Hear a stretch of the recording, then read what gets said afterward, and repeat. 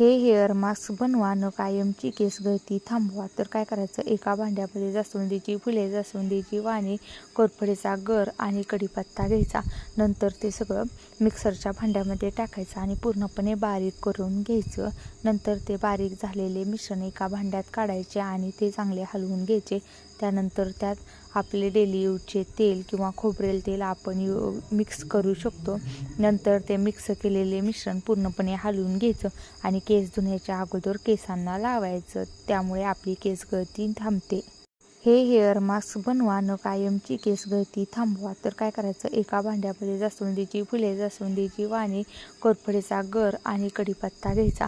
नंतर ते सगळं मिक्सरच्या भांड्यामध्ये टाकायचं आणि पूर्णपणे बारीक करून घ्यायचं. नंतर ते बारीक झालेले मिश्रण एका भांड्यात काढायचे आणि ते चांगले हलवून घ्यायचे.